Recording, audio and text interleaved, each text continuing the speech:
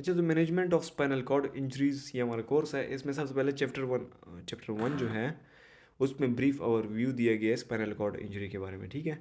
ये जो कोर्स है ये फिजियोथेरेपिस्ट्स के लिए है, उनके रिलेटेड है, क्योंकि इसमें सारे फिजियोथेरेपी मैनेजमेंट पे फोकस किया जाएगा। तो सबसे पहले general overview, spinal cord injuries कितनी कॉमन है यूएस में, टेट्राप्लीजिया कितने परसेंट है, पैराप्लीजिया कितने हैं, और टेट्राप्लीजिया ज़्यादातर इसमें इनकम्प्लीट ज़्यादा होता है, जबकि पैराप्लीजिया में कंप्लीट इंजरी ज़्यादा कॉमन है, मतलब complete paralysis of the limbs, ठीक है। तो पैराप्लीजिया 2 लिम्स इन्वॉल्व है जो कि लोअर लिम्स होती है, जबकि टेट्राप्लीजिया में 4 लिम्स इन्वॉल्व होती है, अपर लिम्स भी और लोअर लिम्स भी। एशिया स्केल जो है इसके थ्रू हम चेक कर सकते हैं स्पाइनल कॉर्ड इंजरी की सेवेरिटी। एशिया स्केल में 3 कंपोनेंट्स आते हैं, एक है एशिया मोटर लेवल, एक है एशिया सेंसरी और एक एशिया न्यूरोलॉजिकल स्केल, ठीक है। तो इन सब को हम देख के, एशिया मोटर के अपने ग्रेड्स हैं, जिस तरह एमएमटी के ग्रेड्स होते हैं उसी तरह एशिया मोटर लेवल के भी ग्रेड्स हैं, लेकिन इसमें और एमएमटी में फ़र्क ये सुपाइन पोजीशन में परफॉर्म किया जाता है और ये specific to spinal cord injury patients में है, ठीक है। ये rules for ASIA motor testing है। एशिया सेंसरी लेवल, इसमें हम चेक करते हैं कि जो स्पाइनल कॉर्ड इंजरी के पेशेंट्स हैं उनमें जो डर्माटोम इफेक्ट है उसकी इंटेग्रिटी कितनी है, तो उसके लिए ग्रेड्स होता है 0, 1, 2, ठीक है। ये जो है चार्ट है इसको हम फिल करते हैं, एशिया चार्ट है। एशिया इम्पेयरमेंट स्केल आखिर में हमारे पास आ जाता है। Asia A, B, C, D, E, ये 5 ग्रेड्स होते हैं। ए में जो है S4 S5 जो सेगमेंट है, डर्माटोमल सेगमेंट, ये जो एनल वाली रीजन है, ये S4 S5 है। इसमें ना मोटर एक्टिविटी होती है ना सेंसरी एक्टिविटी होती है, ठीक है, ना सेंसरी इसमें होती है, कंपोनेंट होता है। हम क्यों S4 S5 को देखते हैं, ये क्यों इम्पोर्टेंट है। S4 S5 के थ्रू हमें प्रोग्नोसिस का पता चलता है इस डिजीज़ की, इस कंडीशन की। स्पाइनल कॉर्ड इंजरी का पेशेंट आया है, उसके अगर S4 S5 सेगमेंट की मोटर या सेंसरी इंटैक्ट है, फंक्शन इंटैक्ट है, तो इसका मतलब है उसके हील होने के चांसेस है, इट शोज गुड प्रोग्नोसिस, ठीक है। तो इसलिए S4 S5 सेगमेंट इंपॉर्टेंट है। इसके अलावा पिन प्रिक सेंसेशन जो है वो हमें बता सकती है कि वहाँ पे मोटर रिकवरी पॉसिबल है। क्यों? क्योंकि पिन प्रिक काम जो है स्पाइनोथैलेमिक ट्रैक्ट का है। स्पाइनोथैलेमिक ट्रैक्ट जो है वो कोर्टिकोस्पाइनल ट्रैक्ट के साथ ही गुजर रहा होता है स्पाइनल कॉर्ड में। तो अगर स्पाइनोथैलेमिक ट्रैक्ट इंटैक्ट है तो उसको पिन प्रिक सेंसेशन होगी। इसका मतलब है अगर स्पाइनोथैलेमिक ट्रैक्ट इंटैक्ट है तो साथ ही उसके कोर्टिकोस्पाइनल ट्रैक्ट भी है, तो वो भी बच सकता है, वो भी चांसेस है कि वो भी रिकवर हो जाए। तो इसलिए हमें pin prick sensation motor recovery को बता सकती है, जबकि जो न्यूरोलॉजिकल रिकवरी प्रोग्नोसिस होगी उसके लिए S4 S5 होता है, ठीक है। ये ए स्केल में ना मोटर होती है ना सेंसरी इंटैक्ट होता है, जबकि बी जो होता है ग्रेड उसमें S4 S5 सेगमेंट की सेंसरी होती है जबकि मोटर नहीं होती। सी में सेंसरी होती है और साथ ही साथ मोटर भी इंटैक्ट होता है, S4 S5 सेगमेंट। डी में भी S4 S5 सेगमेंट, मोटर और सेंसरी दोनों इंटैक्ट होता है, जबकि इन दोनों में की डिफरेंस ये है कि सी और डी में ये फ़र्क है। सी जो है उसमें जो सेगमेंट इन्वॉल्व है स्पाइनल कॉर्ड का, उससे नीचे 3 सेगमेंट्स में मसल एक्टिविटी होनी चाहिए, और वो कितनी होनी चाहिए, वो इतनी होनी चाहिए कि 3/5 स्ट्रेंथ से कम मसल जो है वो आधे से ज़्यादा होने चाहिए। लेट सपोज 3 लेवल्स उससे नीचे, लेट सपोज C5 इन्वॉल्व है एक पेशेंट का, उससे नीचे C6 C7 C8 लेवल में एक बंदे के मसल्स जो है वो काम कर रहे हैं। C6 के जो मसल्स है, C7 मायोटोम के जो मसल्स है और C8 के, उनमें से जो हाफ से ज़्यादा मसल्स हैं उनकी 3/5 से कम होनी चाहिए स्ट्रेंथ, जबकि डी स्केल में हाफ मसल से जो ज़्यादा है उनकी 3/5 से ज़्यादा होनी चाहिए स्ट्रेंथ। ये फ़र्क है। एशिया ई में, एशिया स्केल ई में नॉर्मल मोटर और सेंसरी फंक्शन होता है पेशेंट का, थोड़ी बहुत माइल्ड इंपेयरमेंट हुई होती है, स्पाइनल कॉर्ड की हल्की सी इंजरी हुई होती है। सही हो गया। स्पास्टिसिटी के लिए मॉडिफाइड एशवर्थ स्केल ज़्यादातर यूज़ किया जाता है, इसके अलावा टार्डियो स्केल भी यूज़ किया जाता है। ये स्केल आप देख लें। अब चैप्टर 2 आता है फिजियोथेरेपी रिलेटेड। फिजियोथेरेपी की मैनेजमेंट हम स्पाइनल कॉर्ड इंजरी में कैसे करेंगे, उसके लिए एक फ्रेमवर्क है। फ्रेमवर्क जो है वो बेस्ड ऑन ICF मॉडल है। उससे पहले फिजियोथेरेपी क्यों इंपॉर्टेंट है, ICF को देखते हुए, ICF को सोच में लाते हुए इसलिए इम्पोर्टेंट है कि इससे हम पेन ट्रीट कर सकते हैं, रिस्पायरेटरी फंक्शन अच्छा कर सकते हैं। इसके अलावा जो है रिस्पायरेटरी फंक्शन को इम्प्रूव कर सकते हैं, joint mobility, weakness, rehabilitation phase में। इसके बाद जो थोड़े टाइम बाद एक्यूट फेज़ के बाद हम उनकी जो स्किल इम्प्रूवमेंट है वो कर सकते हैं, साथ ही साथ फिजिकल फिटनेस इन्हेंस कर सकते हैं। मेन रोल जो फिजियोथेरेपी का है वो है क्वालिटी ऑफ लाइफ को इम्प्रूव करना। सही हो गया। आईसीएफ फ्रेमवर्क की बेसिस पे जो फिजियोथेरेपी मैनेजमेंट का एक वो है फ्रेमवर्क है, वो 5 स्टेप्स पे मुश्तमिल है।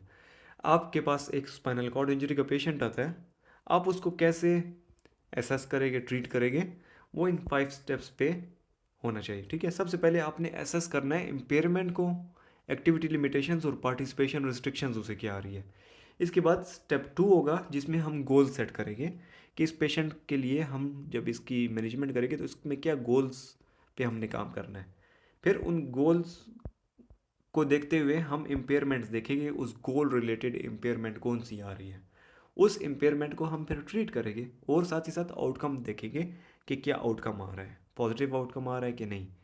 तो ये जो चैप्टर नंबर 2 है फ्रेमवर्क फॉर फिजियोथेरेपी मैनेजमेंट, इसमें यही स्टेप्स के बारे में, ये जो 5 स्टेप्स है इसको बयान किया हुआ है। तो सबसे पहले जो स्टेप है वो है एसेसिंग इम्पेयरमेंट्स, एक्टिविटी लिमिटेशंस और पार्टिसिपेशन रिस्ट्रिक्शन। तो हम जो है पार्टिसिपेशन रिस्ट्रिक्शन और एक्टिविटी लिमिटेशंस के लिए जो टूल्स है वो यूज़ कर सकते हैं। उसके थ्रू हमें पता चल सकता है कि इस पेशेंट को कौन कौन सी एक्टिविटी लिमिट हो सकती है, कौन कौन सी जगह पे नहीं जा सकता, कम्युनिटी में क्या मसले हो सकते हैं। उसके लिए क्वेश्चनेयर्स हैं। फंक्शनल इंडिपेंडेंस मेजर हो गया, स्पाइनल कॉर्ड इंडिपेंडेंस मेजर हो गया, क्वाड्रिप्लेजिक इंडेक्स ऑफ फंक्शन, इसके अलावा और भी है, ये इसमें आप टेबल में आपको नज़र आ जाएंगे। इन सबसे पहले आपको सब्जेक्टिव एग्जामिनेशन करनी होगी पेशेंट की। ठीक है, ये इधर जो लिखा हुआ है जिस तरह, सारी सब्जेक्टिव एग्जामिनेशन के बाद आप ये चेक करते हैं। ठीक है, एसेस करते हैं। ये जो है ये सारे वही सारे क्वेश्चनियर्स हैं। गेट रिलेटेड क्वेश्चनियर्स भी आप देख सकते हैं। इसके अलावा अपर लिम्ब फंक्शन के क्वेश्चनियर्स अलग होते हैं, वो भी आप पूछ सकते हैं। इसके अलावा व्हीलचेयर मोबिलिटी के भी फंक्शन क्वेश्चनियर्स होते हैं। तो कोई भी एक आप चूज़ करके जो आप जो जानना चाह रहे हो उसके रिलेटेड आप क्वेश्चनियर यूज़ करके जान सकते हैं। इसके बाद स्टेप 2 होता है कि गोल को सेट करना होता है। तो गोल ऐसा होना चाहिए कि उसमें पेशेंट की इन्वॉल्वमेंट हो। ठीक है, जब आप गोल सेट करोगे आप पेशेंट से पूछते हैं कि आप ऐसी क्या चीज़ आपके लिए इंपॉर्टेंट है लाइफ में जो आप करना चाहते हैं। आपके लिए वॉकिंग इंपॉर्टेंट है, आपके लिए कोई स्पेसिफिक स्पोर्ट्स है जिसमें जाना चाहते हैं, और अगर उस रिलेटेड गोल हम सेट करते हैं। ठीक है, पेशेंट सेंटर्ड गोल होना चाहिए। और गोल जो है पार्टिसिपेशन रिस्ट्रिक्शन के लिए होना चाहिए। ठीक है, कौन सी पार्टिसिपेशन रिस्ट्रिक्शन आपको हो रही है तो उस रिलेटेड गोल होना चाहिए। जैसे कि वो वर्क के लिए या स्कूल के लिए नहीं जा सकता, तो हमारा गोल होना चाहिए कि हम उसको वर्क या स्कूल के लिए इतना काबिल करें कि वो जा सके। तो हम फिजियोथेरेपी पॉइंट ऑफ व्यू से फिजियोथेरेपिस्ट देखेगा कि अच्छा इसको जाना है स्कूल या वर्क के लिए, तो इसको क्या क्या चीज़ें, कौन कौन से कंपोनेंट्स इसके हम उस पर काम करना है, तो हम उस कंपोनेंट्स को एड्रेस करेंगे, उस इम्पेयरमेंट्स को एड्रेस करके उसको ट्रीट करेंगे। वो आगे आ रहा है। जो गोल्स होने चाहिए वो आईसीएफ के डोमेन्स के अंदर होने चाहिए। जैसे कि इधर वो पिक्चर नहीं दी हुई। अच्छा, शॉर्ट और लॉन्ग टर्म गोल्स को सेट करना चाहिए। बेनिफिट्स क्या होते हैं गोल्स के? गोल्स के साथ जो है अगर गोल्स ना हो तो डायरेक्शन लेस ट्रीटमेंट हम लोग कर रहे होते हैं, हमें पता नहीं हमने आगे क्या करना है क्या नहीं करना, और बस लगे होते हैं उसे ट्रीट कर रहे होते हैं। पेशेंट जो है उसको भी जो है एक्टिव पार्टिसिपेट नहीं करेगा वो। इसके अलावा जो है जब गोल्स होते हैं तो इंडिविजुअल नीड्स ऑफ पेशेंट को हम एड्रेस करते हैं, उस पर फोकस करते हैं। साथ ही साथ टीम, पूरी टीम जो होती है multidisciplinary team, spinal cord injury के पेशेंट के लिए सिर्फ फिजियोथेरेपिस्ट नहीं होता, उसके साथ और भी प्रोफेशंस के लोग होते हैं, जैसे स्पीच थेरेपिस्ट हो गया, इसके अलावा ऑर्थोसिस और प्रोस्थेसिस हो सकता है, एट्सेट्रा। तो इन सब का फिर एक ही चीज़ पे फोकस होता है, वो कॉमन ऑब्जेक्टिव होता है जो कि गोल होता है। सही हो गया। इसके अलावा रियलिस्टिक हम गोल्स सेट करते हैं तो रियलिस्टिक उसके बारे में होता है। क्लैरिटी हो जाती है, पेशेंट एक्टिवली परफॉर्म करता है इसमें। ठीक है, रिहेबिलिटेशन में। इसके अलावा पेशेंट की विशेज़ और एक्सपेक्टेशंस इसमें पूरी होती है गोल्स जब पेशेंट सेंटर्ड हो। साथ ही साथ एमलेस नहीं होती है हमारी ट्रीटमेंट, पेशेंट मोटिवेटेड रहता है और कॉमन ऑब्जेक्टिव होते हैं सारे टीम मेंबर्स के लिए। सही हो गया। गाइडलाइंस, एक गोल आपने सेट करना है तो उसके लिए स्मार्ट फ्रेमवर्क है, स्मार्ट गाइडलाइंस है। एस से स्पेसिफिक, ऐसा गोल होना चाहिए जो कि स्पेसिफिक हो पेशेंट के जो पार्टिसिपेशन रिस्ट्रिक्शन है। साथ ही साथ ऐसा गोल हो जो कि मेजरेबल हो, ऐसा गोल हो कि हमें पता लगा सके कि हाँ ये ठीक हो रहा है कि नहीं। अटेनेबल हो, ठीक है, लॉन्ग टाइम के लिए। साथ ही साथ रियलिस्टिक हो, ऐसा गोल ना सेट करे कि ये अच्छा ये पेशेंट तो अभी बिल्कुल टेट्राप्लीजिया का पेशेंट है और ये जो है 1 साल बाद ये पाकिस्तान क्रिकेट टीम में परफॉर्म कर सकेगा। तो ये जो गोल है ये अनरियलिस्टिक है। तो रियलिस्टिक गोल होना चाहिए और साथ ही साथ टाइम बाउंड, ऐसा गोल हो जो कि टाइम में जितना टाइम उसके पास है उसके अंदर अंदर अचीव हो सके। सही हो गया, और सही टाइमिंग के साथ हो। तो फिजियोथेरेपी गोल्स हो गए। इसके बाद जो है ये लिस्ट दी गई है जिसमें जो है ये स्पेसिफिक जो नर्व्स हैं, इनर्वेशन, वो कौन कौन सी जगह को प्रोवाइड करती है और उनके क्या फंक्शंस होते हैं वो बताया गया है। ठीक है। इसके बाद जो है कंप्लीट स्पाइनल कॉर्ड लीजन के जो पेशेंट्स होते हैं उसके बारे में बताया गया है कि अगर C1 टू से लेके C3, सर्विकल 1 से लेके सर्विकल नंबर 3 वर्टेब्रा, इसके दरमियान स्पाइनल कॉर्ड की इंजरी हो तो इससे नीचे जितने भी अपर मोटर न्यूरॉन्स है जैसे कि C4, C5, C6 नीचे जाते जाए सैक्रल तक, तो वो सारे इन्वॉल्व होते हैं। ठीक है। तो एक पेशेंट जिसको C1 से लेके C3 तक इंजरी हुई है, C1 इन्वॉल्व हुई है, C2 इन्वॉल्व हुई है, C3, तो उसको क्या क्या मसले आएंगे, उसको इम्पेयरमेंट्स कौन कौन सी आ सकती है, कौन कौन सी पार्टिसिपेशन रिस्ट्रिक्शन आ सकती है, वो जो है सांस लेने में भी उसे मसला होगा। ठीक है, जो C1 से C3 पेशेंट है, क्योंकि इधर अगर देखा जाए इधर इन्होंने लिखा हुआ है कि C3, C4, C5 वो डायफ्राम की इनर्वेशन करते हैं। ठीक है। तो अगर C3, C4, C5 जो कि फ्रेनिक नर्व की इनर्वेशन है वो अगर नहीं होगी, सही इंटैक्ट नहीं होगी, तो बंदा तो ना सांस ले सकेगा, तो उसको वेंटिलेटर पे डालना पड़ेगा। सही हो गया। साथ ही साथ अगर C3, C4, C1, C2, C3 की टेट्राप्लीजिया हुई है, टेट्राप्लीजिया किधर तक होगी, C8 तक होगी। ठीक है, क्योंकि हाथों की जो इनर्वेशन है वो C4 से लेके C8 तक है, बल्कि T1 तक है इनर्वेशन हाथों की। ठीक है, हैंड्स की और शोल्डर और इस पूरे अपर लिम्ब की। तो अगर C8 तक स्पाइनल कॉर्ड इंजरी हुई है तो हमारे अपर लिम्स नॉन फंक्शनल हो गए, थोड़े बहुत फंक्शनल हो गए, तो इसलिए टेट्राप्लीजिया कहलाता है। उसके बाद अगर कोई लेवल इन्वॉल्व हो सी T1 से नीचे तो वो पैराप्लीजिया में आता है, उसमें आपके लोअर लिम्स इन्वॉल्व हो सकते हैं और ट्रंक इन्वॉल्व हो सकती है। तो अगर C1 टू C3 टेट्राप्लीजिया जो सबसे सेवियर फॉर्म ऑफ टेट्राप्लीजिया है उसमें वेंटिलेशन भी नहीं हो सकेगी, व्हीलचेयर वो खुद पुश नहीं कर सकेगा, इसके अलावा हैंड टू माउथ एक्टिविटीज तो कर ही नहीं सकेगा, हैंड्स उसके सारे बिल्कुल काम ही नहीं करेंगे, हैंड हो गए और फीट तो बिल्कुल ही काम नहीं करेगा, सेल्फ फीडिंग भी नहीं, हैंड फंक्शन भी नहीं, ड्राइविंग, रोलिंग, ब्ला ब्ला ब्ला जितने भी है। C4 टेट्राप्लीजिया, C4 का फंक्शन क्या है, डायफ्राम है, इसके अलावा और कुछ ऐसा खास नहीं है।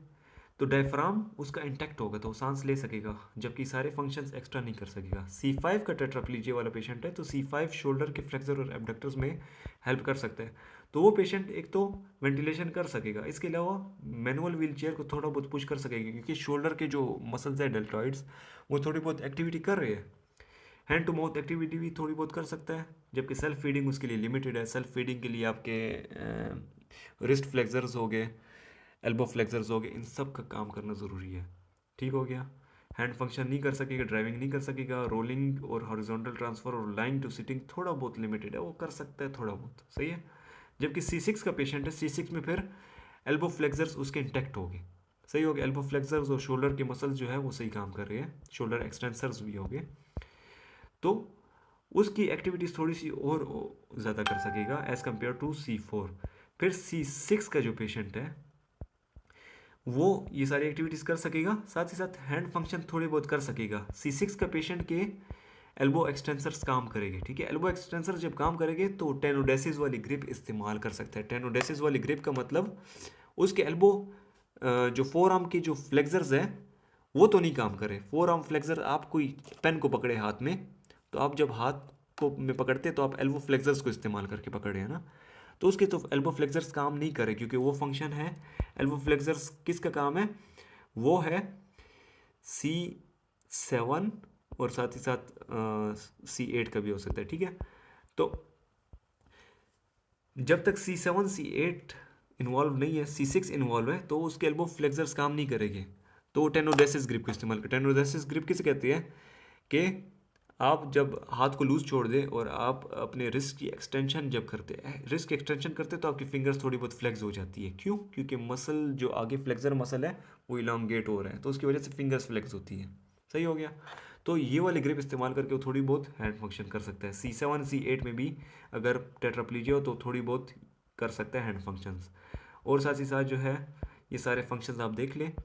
तो इसके बाद ICF फ्रेमवर्क में सबसे पहले हम फिजियोथेरेपी की मैनेजमेंट में हमने सबसे पहले एसेस किया impairment, activity limitation, participation restriction. उसके बाद गोल्स हमने सेट किए। थर्ड जो स्टेप आता है वो है कि इम्पेयरमेंट्स को आइडेंटिफाई करना। आपने जो गोल सेट किए उसके रिलेटेड इम्पेयरमेंट्स को आप देखेंगे। जैसे कि हमारा गोल है कि इस बंदे को वॉक कराना है, वॉक कराने के रिलेटेड कौन सी इम्पेयरमेंट्स आ रही है जिसकी वजह से वॉक नहीं कर सक रहा, तो उन इम्पेयरमेंट्स को हमने एड्रेस करना है। सही हो गया। वॉक, लेट सपोज वो चल रहा है लेकिन सही से नहीं चल सक रहा। क्यों नहीं चल सक रहा? लेट सपोज उसकी क्वाड्स की स्ट्रेंथ कम है जिसकी वजह से नहीं चल सक रहा, तो हम उसके क्वाड्स की स्ट्रेंथ पे काम करेंगे। सही है। इसके अलावा ऐसे इम्पेयरमेंट्स को हमने एड्रेस करना है जो कि हमारे स्कोप में हो, फिजियोथेरेपी इंटरवेंशंस के साथ वो ठीक हो सके। स्टेप 4 जो है उस पर ट्रीटमेंट करेंगे। ठीक है। ट्रीटमेंट जो है ऐसी इम्पेयरमेंट्स जिस पे ट्रीटमेंट पॉसिबल है फिजियोथेरेपी के इंटरवेंशंस के थ्रू, वो है poor skill, strength, joint mobility, pain, respiratory और कार्डियोवास्कुलर फिटनेस पे। इसमें अगर कोई मसला आ रहा है पेशेंट को, इसकी कोई इम्पेयरमेंट्स है इनमें से किसी एक पे भी, जैसे कि मसल स्ट्रेंथ कम है, तो उस पर फिजियोथेरेपी इंटरवेंशंस करके काम कर सकता है, पेन पे काम कर सकता है। इसके अलावा जितने भी ये लिखा हुआ है। ठीक है। फिर लास्ट जो है, जब आप उसकी ट्रीटमेंट कर रहे हैं, लेट सपोज उसकी स्ट्रेंथ पे काम कर रहे हैं, उसकी स्किल्स पे काम कर रहे हैं, आप साथ ही साथ आउटकम्स चेक करेंगे कि कोई पॉजिटिव आउटकम आ रहा है कि नहीं। लेट सपोज आपने उसकी स्ट्रेंथ पे काम कर रहे हैं, क्वाड्स की स्ट्रेंथ पे, आप उससे एक्सरसाइज दे रहे हैं और देखते हैं कि उसकी जो गोल है उसकी तरफ आप नहीं जा रहे, फिर भी वो पेशेंट जो है नहीं गोल की तरफ जा रहा, तो या तो आपकी ट्रीटमेंट में कोई फॉल्ट है, या जो है इम्पेयरमेंट आपने सही से एड्रेस नहीं की। तो आपने ये चीज़ें देख के आउटकम्स जो है देखने हैं। आउटकम्स के लिए हम वही जो ऊपर क्वेश्चनर्स है वो भी यूज़ कर सकते हैं। ठीक है। असेसमेंट टूल्स वही वाले यूज़ कर सकते हैं, और साथ ही साथ इनिशियल जो गोल्स है उसको देख के आउटकम्स जो है हम देख सकते हैं, उसको अपने उसमें ले सकते हैं।